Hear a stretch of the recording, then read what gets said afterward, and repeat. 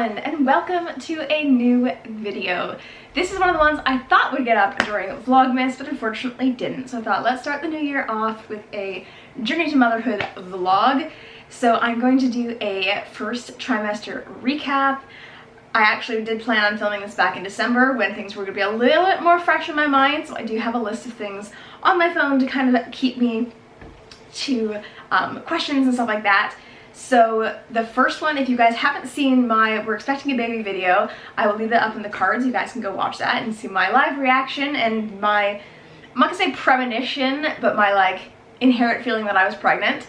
So I'll leave you to see that. But at the end of that, I was talking about how we didn't end up telling our extended family at Thanksgiving, and I did wait until November. I waited till basically our safe date. Although I didn't have any concerns, just it did make me mentally feel better because I wanted to have an ultrasound photo.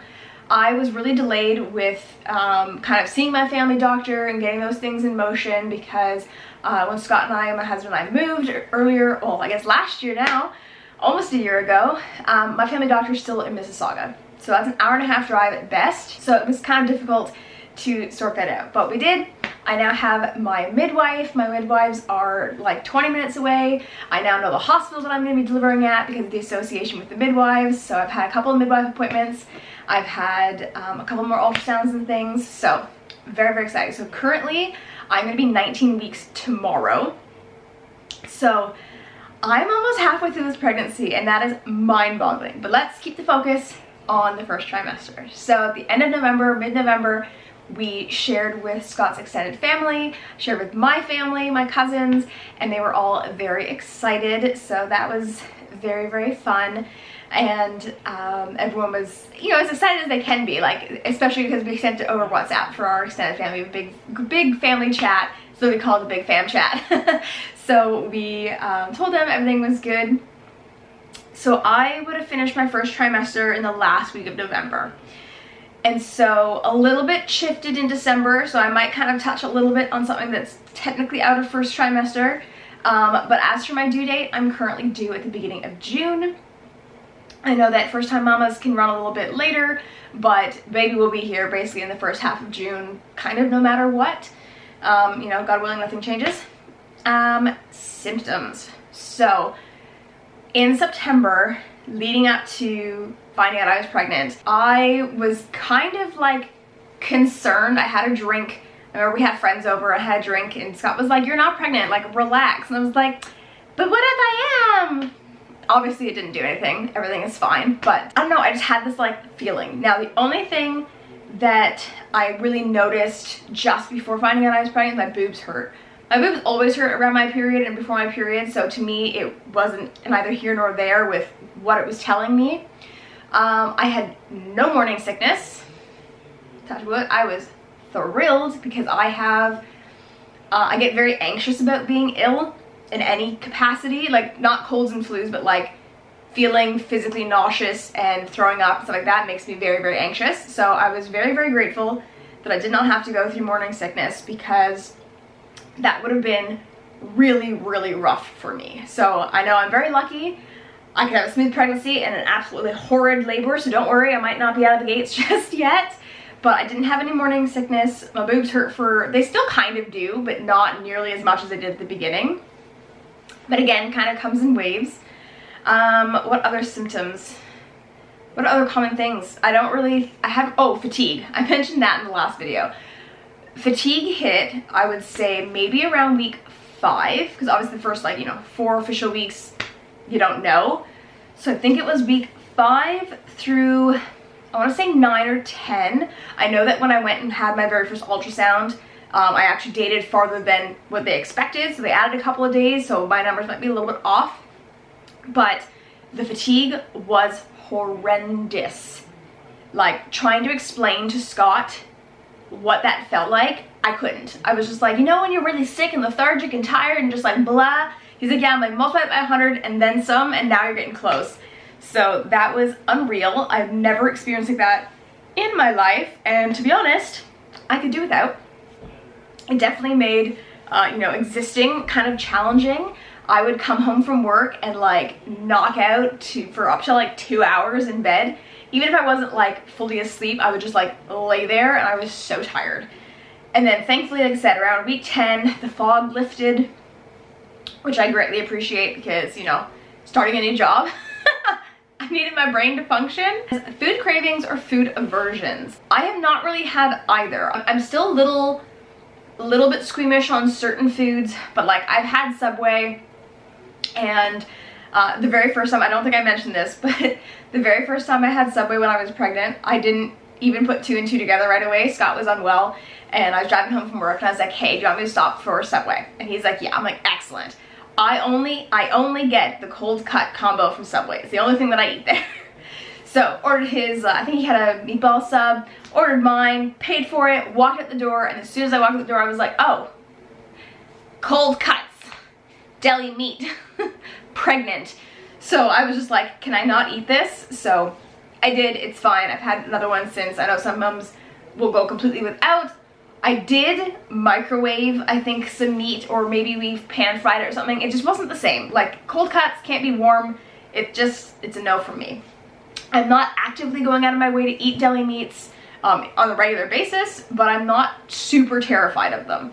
So again, that's not really aversions or cravings, but just kind of getting that out there. I didn't have any food cravings. I still don't really. There was a point in November, I think it was November, where I did want PB&Js when I came home from work. And I guess you'd say it was a craving because I kind of like wanted it, but it wasn't like a I'm gonna die if I don't have this kind of thing. But I probably had like 3 or 4 over a couple of weeks span, so nothing crazy. I did have a wave of not drinking tea. Now, if you've been a long time follower, you will see I talk about tea a lot. I am English background. I have grown up drinking tea from like being a little wee one. And so pre-pregnancy, I consumed a lot of tea. Like I'm talking a lot. Like my morning tea was like a 22 or 24 ounce thermos. And then I'd have tea when I came home from work and into the evening. So for me, tea is water. As much as naturopaths and doctors hate that and tell me that it doesn't count, it's diuretic, that's how I get my water in.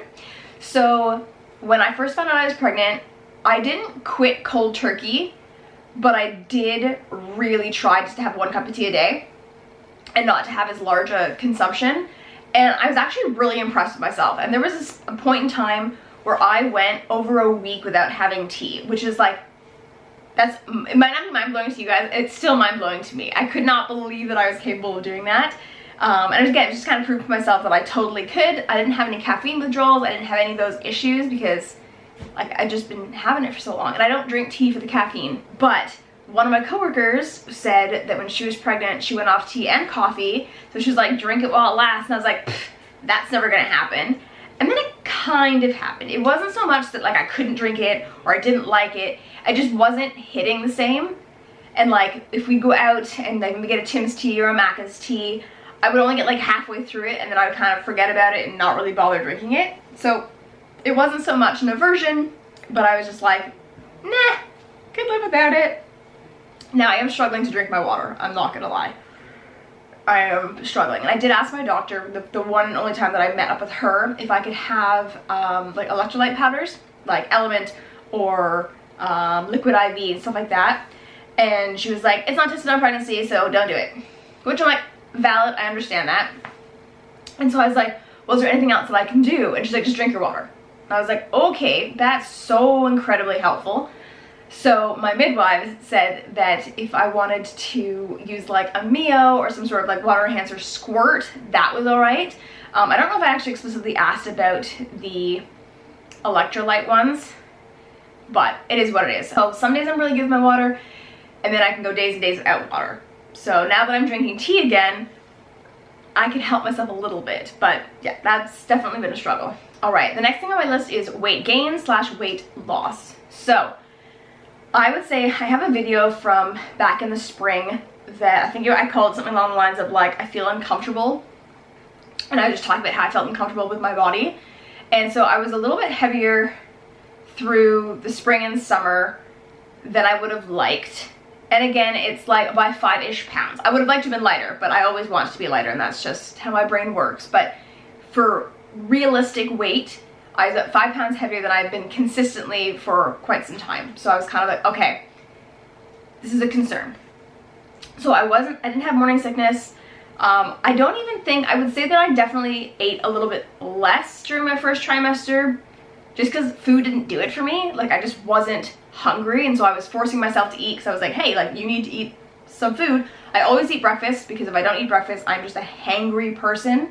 But like, I'd be very ravenous for my snacks, so I always eat snacks during my period 2 class. But like, when I came home for like dinner and stuff, I was just like,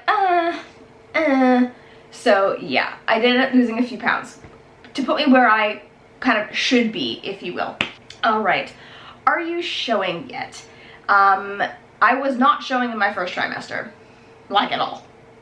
I tend to carry a little bit of weight along the lower couple inches of my torso. That's kind of always where I've ended up gaining or showing my weight. I've always been pretty lucky that when I do get heavier, it kind of evenly distributes itself. It never kind of went to one part of my body or another, but my stomach itself has never been like uber toned and uber flat. So for me, that's also been a hard thing where it's like, okay, is that a baby? Is that just like, you know, my chub? What is it? So for the first trimester, I was not showing at all. I am now showing a little bit. So how far along are you now? Like I said, I'm 19 weeks now. Will you find out the gender? Yes. I could not be paid enough money in the world to be team green to wait until birth. Absolutely not. Technically, I already know at the point of filming this, but I will not be sharing it for a little while. Nursery plans. All right, this is the big one. When we bought this house, we knew that we'd be starting a family in it. So it's a 3-bedroom, 3-bathroom. We knew that the guest bathroom up here, which is my bathroom currently, would end up being the kid or kids' bathroom. I lost the battle. I lost the battle of the offices. So we have a space in the basement, which currently has our treadmill in it. And that was the playroom of the little girl who lived in this house when we bought it. And Scott, given that he has all these computers and all this technology that kind of heat up his office all the time, thought that he would work in the basement. It was his suggestion, it was not it was his. So I thought I was safe from the beginning. And this again, when we weren't even like considering having kids yet, just kind of like, oh, in the future, in the future, in the future. Well, when it became a little bit more real, I was, to say outnumbered is a joke. Like I had no chance in hell of winning that conversation, because the argument is my husband works from home permanently, so he needs a space. And I said, I never tried to take a space away from him, just to relocate the space. And then he was like, oh, but it's gonna be cold in the basement. And I was like, but you have all your technology. The thing that you always say gets your office so warm. So anyways, I lost that battle. My office is the smaller of the two, which is the other reason why I thought that would be a better room, because you could have more space and have a little play area in it. No. I've lost. I'm not gonna win. I've just had to adapt. And I've come to terms with it, especially now that I'm like actually pregnant and thinking about it. So it is currently the 5th of January. So I still have, you know, several months.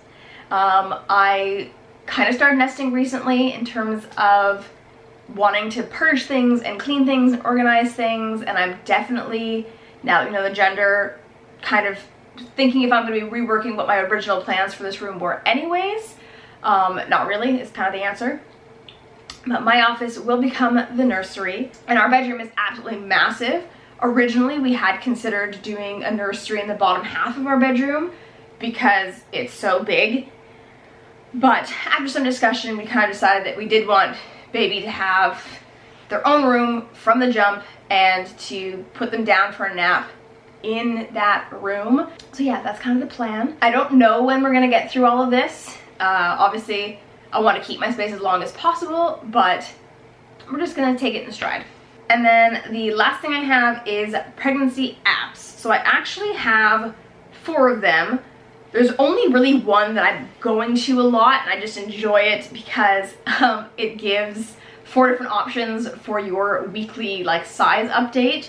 So the Ovia pregnancy app is the one that I've been using the most consistently. And the reason that I really enjoy this is when you are looking at your size, if you will, your size or shape, you have 4 options. So this is the French bakery one. So we have a croissant this week, and you can pick from the 4 different themes. So there's fruits and vegetables, which is kind of like the basic one that everyone does, the Parisian bakery, fun and games, and weird but cute animals. So I've just been really enjoying this one. Another thing that I love is that it has tiny baby, tiny hand, and tiny baby, tiny feet. And basically it shows the outline of how big baby's hand's gonna be when they're born. And then the green is currently how big it is. So that's the hand and that's the foot. And so I've been enjoying that.